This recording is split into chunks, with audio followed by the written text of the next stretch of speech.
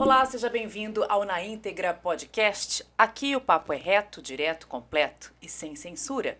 E o nosso convidado de hoje é o delegado de polícia André Matsushita Gonçalves, presidente da ADPOL, Associação dos Delegados de Polícia de Mato Grosso do Sul. Você pode seguir o nosso podcast na íntegra nas redes sociais, se inscrever no YouTube para assistir o podcast e ficar sempre ligado nas notícias de Mato Grosso do Sul no Campo Grande News, conteúdo de verdade. Seja bem-vindo, doutor.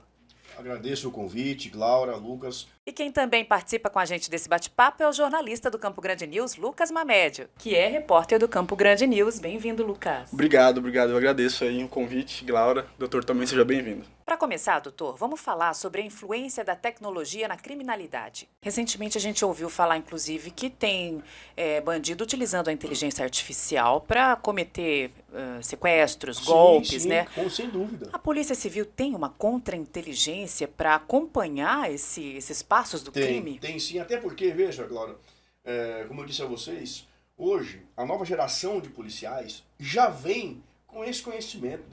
São pessoas que têm a tela desde nenê.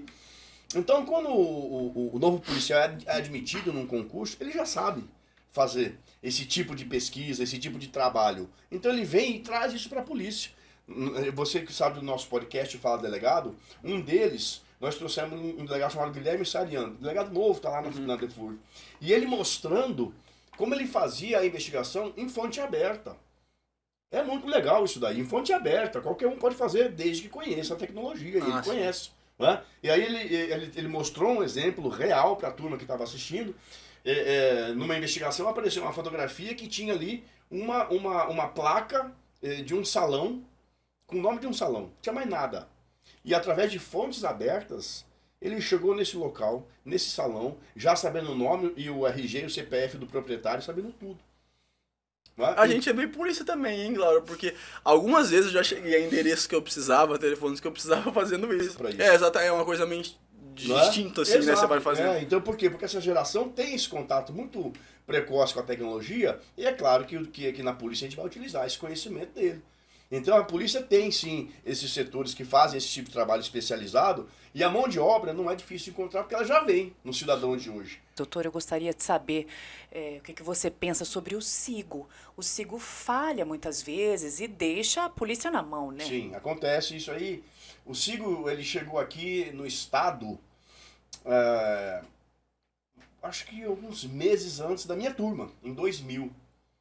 E como eu disse a vocês, ele foi montado o departamento de inteligência da Polícia Civil com os delegados dessa turma nova, nossa, que hoje é a turma de velho, né? Sim. Eu passei muitos anos como superintendente de segurança pública, tanto quando era o Jacine, era o secretário, e depois agora o Carlinhos, e tratava diretamente com a questão do SIGO. Então realmente ele tem algumas inconsistências que trazem para o cidadão e para o policial um estresse hediondo, né? Mas aí a gente tenta resolver, às vezes é o servidor, às vezes é o próprio sistema, é o programa, e a gente vai tentando resolver como dá. Mas você vê uma forma de solucionar isso permanentemente? Você tem uma sugestão para que isso acabe? Olha, eu trouxe a proprietária, né, a CEO do SIGO lá na DEPOL para conversar sobre isso há umas 2 semanas. Eu pedi para que ela fosse, trouxe alguns delegados que tinham algumas reclamações e nós sentamos ali. E ela me disse para nós naquela ocasião que o problema do SIGO era com relação aos servidores que tinham sido trocados. Eu não sou expert em sistemas para dizer a você se tem uma solução definitiva ou não, como se faria isso. Eles sempre dizem que passa muito pela internet, passa muito pela delegacia. Aquela delegacia é pontual, naquela delegacia o computador não é bom, ou a rede de internet não é boa. Mas se não for ali, pode ser no sistema. Se não for no sistema, pode ser pela internet ou no provedor. Para o policial, que eu digo porque eu sou hoje um representante de classe, né? Para o delegado de polícia, traz um estresse terrível, porque o cidadão chega na delegacia e ele quer ser atendido, né? E ele não vai se conformar com a resposta que vai demorar 5 horas porque o SIGO tá demorando. Ele começa a destratar o policial que está na frente dele, porque o SIGO não é um ser humano. Né? E aí cria aquele estresse, aí começa a acumular 3, 4, 5, 6 pessoas esperando, aí chega um flagrante da polícia militar, e aí o policial Imagina o começa caos. a ficar... Vale lembrar, né, pra quem tá acompanhando a gente, que o Sigo é de uma empresa privada, né? É uma empresa que desenvolveu o Sigo e o Estado contratou o serviço. E é isso. E eu tive a oportunidade de fazer duas matérias sobre a estabilidade recente do Sigo, né? Esse assunto veio muito recentemente, né? Existiu já outras vezes que ficou instável, mas que ele paralisou de vez durante alguns dias e que estava muito difícil. Foi agora, 2, 3 meses que isso aconteceu, né? E aí eles falaram mesmo que a questão eram servidores do Estado e que estavam sendo trocados. A DEPOL é um para-raio de problemas. Né? O colega e é para isso que ela serve. Tem que ser um para-raio de problemas. Né? A DEPOL serve para isso. Pro delegado que está sentindo alguma dificuldade lá na ponta, quer seja pessoal ou institucional, ele entra em contato com a DEPOL, que a DEPOL vai ver o que pode fazer dentro do seu campo de atuação. Que foi o que nós fizemos. Eu tinha o contato da proprietária e pedi para que ela viesse conversar conosco, ela veio. Então, a gente não recebeu mais reclamações de delegados de lá para cá. Aproveitando o ensejo, você falou em para-raio de problemas. Que outros problemas são apontados pelos colegas, doutor? Todos que você imaginar. Qual que você olha, assim, acredita que precisa de um atendimento mais urgente? Olha só, nós tínhamos... Quando eu assumi a DEPOL, eu elenquei 3 eixos para trabalhar. É a valorização salarial do delegado. E foi uma luta, mas a gente conseguiu agora, há 2 semanas, tá ótimo. O nosso auxílio de saúde está muito bom. 2, que é através do Fala Delegado. E 3, a garantia aos direitos, às prerrogativas dos delegados. Isso é muito sensível. Né? Uma coisa que desde que eu assumi eu tenho batido, isso tem diminuído. Nós não vamos admitir, como estratégia de defesa, atacar o delegado. Então o cara foi preso, o traficante, o ladrão, quem quer que seja, e como estratégia de defesa vai dizer, eu apanhei, eu fui torturado. Isso, desde que eu sou policial lá de São Paulo, é muito comum. E aí, eu não sei por que o policial tem essa visão distorcida de si próprio, que ele pensa assim, olha só, não deu nada, tá bom.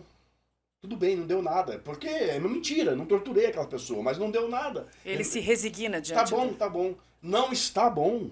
Ninguém vai dizer que um delegado torturou sem ele ter torturado, e só porque não houve um processo contra esse delegado tá tudo bem. Não está bem. E de lá pra cá, eu tenho conversado com os delegados, a gente tem feito a seguinte postura, tolerância zero. Fez isso, criminal, né, um crime contra a honra contra essa pessoa, administrativo, se houver a participação de alguém que tenha um órgão administrativo, corregedor, e civil, danos morais, estamos processando por danos morais. A hora que começar a bater no bolso, a pessoa vai entender. Então esses são os 3 eixos que a gente adotou na DEPOL. Né? E o que eu vi mais importante foi esse, da continuidade, que desde que eu era policial lá em São Paulo, eu via isso, eu passei por isso em São Paulo, do policial falando, não deu nada, tá tudo bem. Não tá tudo bem. Não tá tudo bem. Agora, doutor, me fala como que um bom policial se sente ao ver uma notícia como essa. Coloca, Thiago, por favor, uma notícia que saiu no Campo Grande News do frete seguro. É a outra. Não, é outra. Ele vai colocar outra. Aí, em apenas 6 viagens, frete seguro garantiu quase R$1 milhão a policiais. Sim. O senhor teve acesso a essa informação, né? E como o senhor se sente sabendo que agentes da Polícia Civil foram presos transportando cocaína dentro de uma viatura? Eu, pessoalmente, não me sinto atingido. De forma alguma. Eu não sou esse tipo de indivíduo que faria uma barbaridade dessas. Né?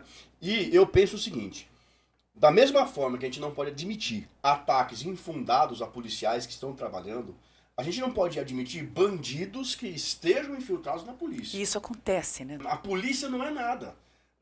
A imprensa não é nada, o judiciário não é nada, aquele juiz é, aquele repórter é, aquele policial é. Você não tem como generalizar, a polícia não é, porque a polícia não tem identidade pessoal, ela é uma instituição. Sim, formada por pessoas. Por pessoas, as pessoas são. Então, o fulano de tal, vírgula, policial civil, vírgula, fez isso, não foi a polícia. Da mesma forma que a gente tem jornalistas que vendem matéria. Eu fui extorquido por jornalista. Queria... Sério, doutor? Não vou dizer nome, mas ele queria... Aqui, no estado? Sim, ele queria receber para publicar ou para não publicar. Então, eu vou dizer que os jornalistas são, ou que a mídia é? Não vou dizer. Vamos dizer que o fulano de tal, vírgula, jornalista é.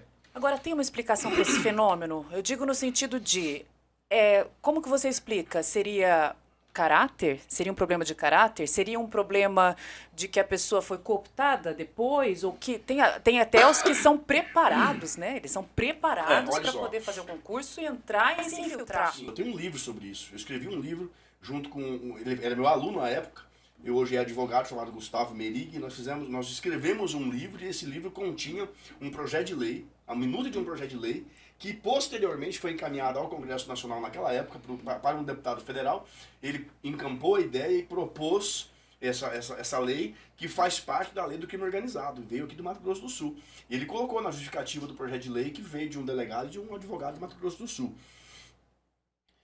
As ORCRIMs, elas têm uma das suas atividades é a infiltração de seus membros nos poderes. Então, pagam desde a faculdade, Sim. pagam um cursinho, aquele sujeito que ele é integrante da organização, ele passa no concurso para polícia, para promotor, para juiz, ele se infiltra na imprensa, ele é eleito para legislativo, então, para o executivo eventualmente. Então, essa é uma das formas, mas muito estruturada das ORCRIMs trabalharem, que é diferente daquele que no meio do caminho se corrompe. É diferente. Por quê? Porque o sujeito estudou, passou num concurso, hoje ele é um policial, ele é um promotor, ele é um juiz, ele é um agente do fisco estadual, né? Ele é um servidor público. Passou porque estudou. No meio do caminho, ele é interceptado e diz, olha, meu amigo, você ganha X por mês, eu posso te pagar isso por dia, você quer? Se ele não tem freios morais e ao mesmo tempo ele percebe que o país é o país da impunidade, ele entra. Porque tem duas coisas que impedem a pessoa de delinquir. Uma é interna. Como ele foi criado? Quais são os valores que ele tem? Morais, familiares, cívicos. Aí esse sujeito, você pode deixar o seu celular aqui que ele não vai mexer. Porque ele tem uma coisa muito simples na cabeça. Que não é meu, eu não pego. Ponto. Ele não precisa de fiscalização. Tem o segundo. Esse do meio, que não tem coragem, mas faria, só vai fazer se houver impunidade. Se ele percebe que tem punição, ele não vai. Não porque ele tem valores, porque ele tem medo. Percebe? Então, esse aqui, que não vai fazer, não precisa de fiscalização. Esse aqui, que vai fazer de qualquer jeito, para isso serve a corregedoria. E esse do meio? Então nós temos que ter, sim, uma corregedoria forte, que vá atuar firmemente para prender os caras que fazem isso. Tirar a sensação de impunidade. Isso tem que acontecer, porque daí outras pessoas que não têm valores morais, mas não têm coragem... Vamos olhar o exemplo ali, né? O cara foi preso ali, eu não vou fazer porque eu não quero ser preso. Sim. Mas isso não é só na polícia, isso é na sociedade, é o bandido, é assim. Não é o policial bandido, é o bandido. Quanto mais, por isso que eu digo, a impunidade, ela é o maior vetor da criminalidade. Não é a pobreza. Quem diz que é a pobreza é preconceituoso. Porque tem muitas pessoas pobres, paupérrimas, mas têm valores, que passam fome, mas não pegam o que não é seu. Dizer que a pobreza tem ligação direta com a criminalidade é preconceito com quem é pobre. Não é verdade. Não é verdade. Se você for numa favela, 80% é de gente que trabalha, que honra. Agora, a impunidade sim. Essa sim. Porque o cara tá vendo que não dá nada, fala, pô, eu tô aqui trabalhando a vida inteira aqui, ainda moro nessa tapera, e o meu vizinho que trabalhava como eu, no mesmo lugar que eu, hoje está numa casa toda já rebocada, com ar-condicionado e tal, porque ele virou traficante. Então eu também vou virar traficante. O que nós temos que ter é não mais leis, é efetividade das leis que já existem. No fundo, né, o que o doutor, eu acho que o que eu entendi, assim, que é importante sempre salientar é que a gente precisa olhar sempre para o que as pessoas estão fazendo e não dizer o que a instituição X é assim, sim, é assado, sim, né, sim. Tudo é permeado pelo nosso comportamento, sim, como ser humano, né.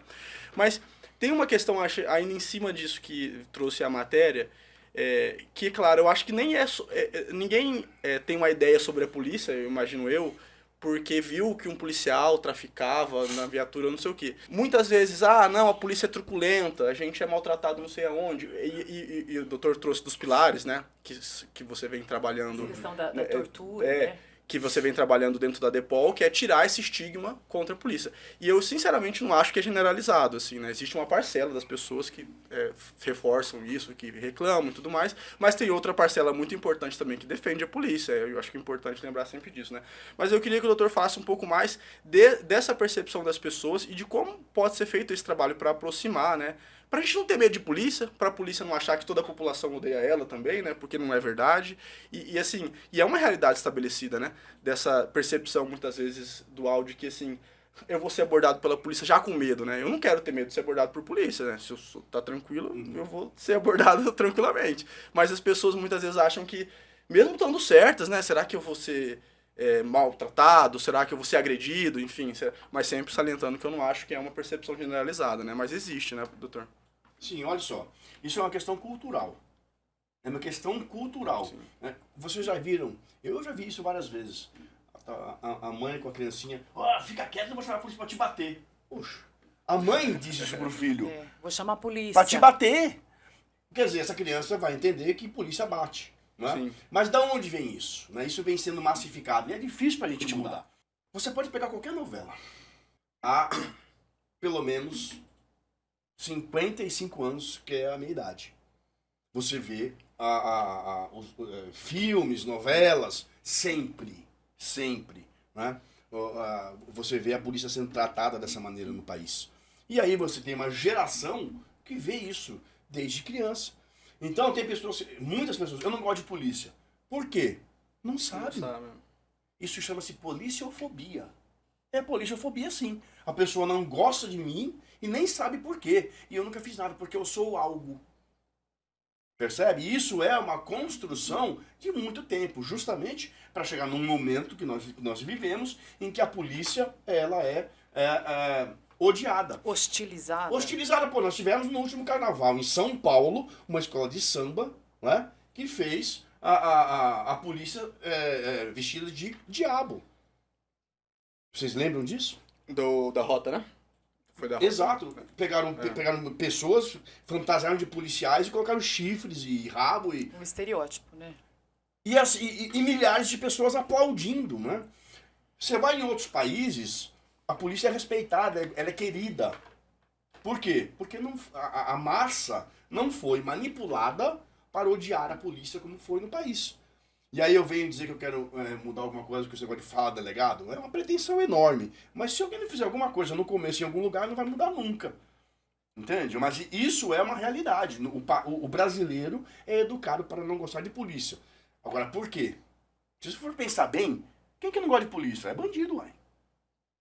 Se você não é um bandido, não tem por que você não gostar de polícia. Se você nunca traficou drogas e não vai ter drogas no seu carro, você vai achar muito bom que você seja parado numa blitz e seu carro seja revistado e você vai embora, porque você sabe que lá atrás pode estar um traficante que vai ser preso e a droga que estava no carro dele ia viciar o teu filho. Então você achar era muito bom que tem polícia na rua, que as pessoas são abordadas, porque bandido, né, às vezes está escrito na cara, mas nem sempre está escrito na cara que ele é bandido. Às vezes está escrito, não é? Então, eu já fui abordado numa viagem para São Paulo, tava eu e meu filho de madrugada, meu pai lutou contra um câncer por muito tempo, e quando ele estava terminal, eu ia, vou agora, pegava o carro e ia. E estava indo eu e meu filho 3 horas da manhã, para São Paulo, e o meu filho esqueceu o óculos dele, o óculos de grau dele, na época ele usava óculos, e colocou o meu óculos de grau, que era óculos escuro.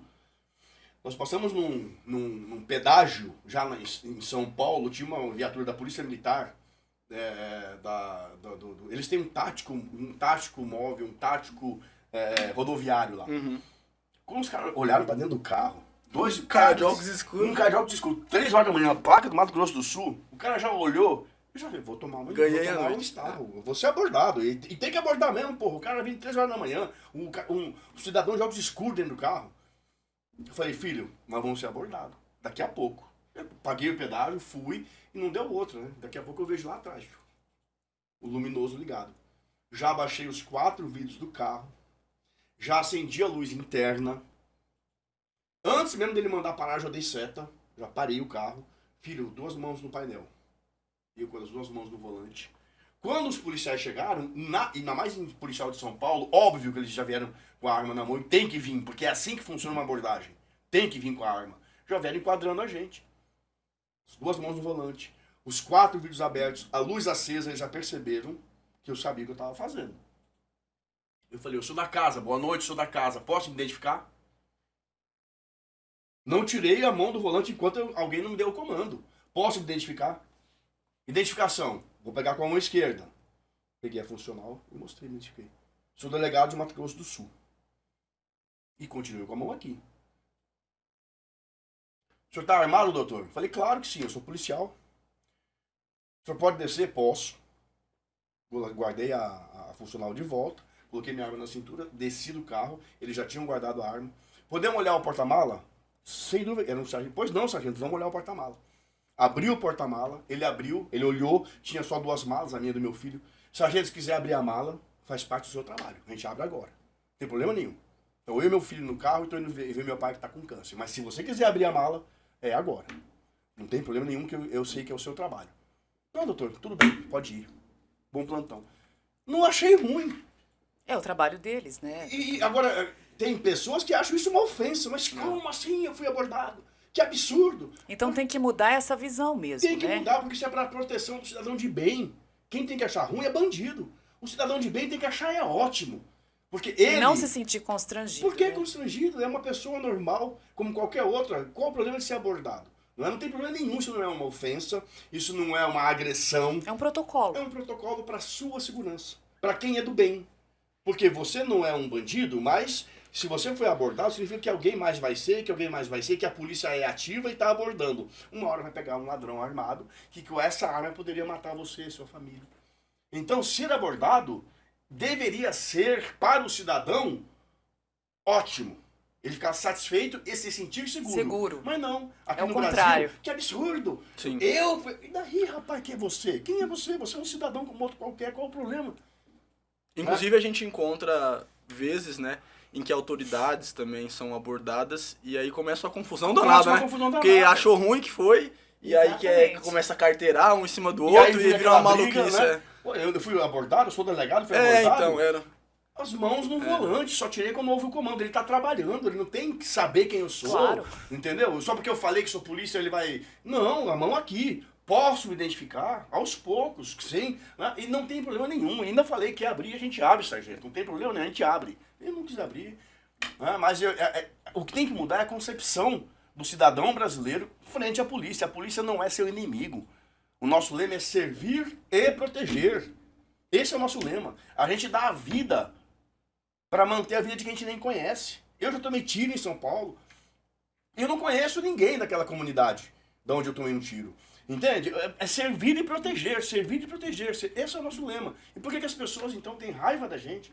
Por conta de um ou outro vai ter em qualquer lugar que não é uma boa pessoa. Sim. Em qualquer profissão, né? Não temos médicos que cometem erros por absoluta negligência. E vai dizer que a medicina é ruim? Nós não temos professores que abusam de crianças? Você quer dizer que os professores são ruins? Não, a gente não pode fazer isso.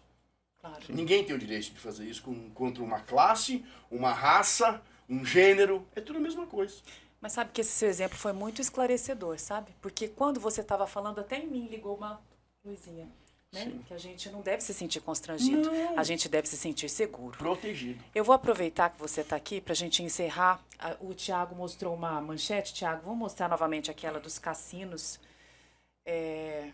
Vamos colocar aí para o doutor Leon. No Guanandi, Gordão servia mais que lanches e tinha jogatina no cardápio. Essa situação é... Essa eu não cheguei a ver. De quando que é essa daí? Faz pouco tempo. Foram 2 casos, né? Foi agora do dia 29 de maio, final. Isso aqui é o que? São aquelas máquinas caça-níqueis? Isso. Uhum. Caça-níqueis aí só. Fim da tarde está descoberto o local que funcionava ainda.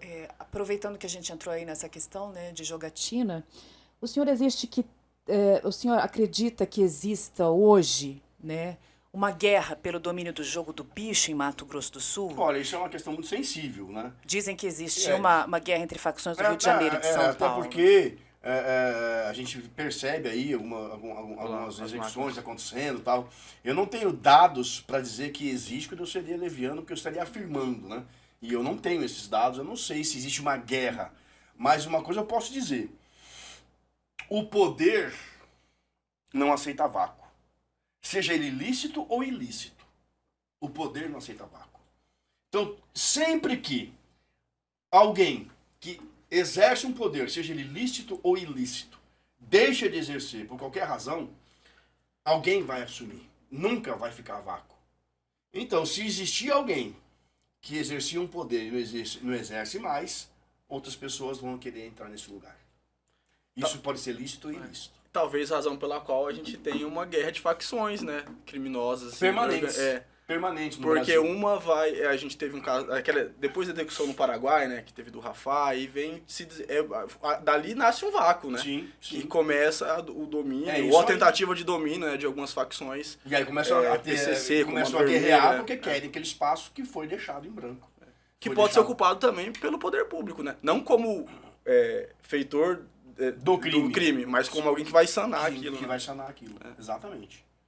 Bom, nós conversamos aqui com o Dr. André Matsushita Gonçalves, presidente da ADEPOL de Mato Grosso do Sul. Obrigado pelas informações, doutor. Foi um prazer recebê-lo. Foi um prazer participar, muito legal. Desejo ao seu podcast aqui que seja um grande sucesso e fico feliz de vir aqui logo no comecinho para dizer, olha, eu fui lá no começo, tá? Eu estava lá participando. Esse lugar aqui é para a gente debater, para a gente conhecer melhor as pessoas que fazem parte aí da nossa sociedade. Foi muito bom mesmo. E você que está acompanhando aí o Na Íntegra Podcast, nos acesse no YouTube, faça a sua inscrição no nosso canal, acompanhe as nossas redes sociais e fique sempre, né, Lucas? Sempre ligado no Campo Grande News. Conteúdo de verdade. Valeu! Tchau, tchau, gente.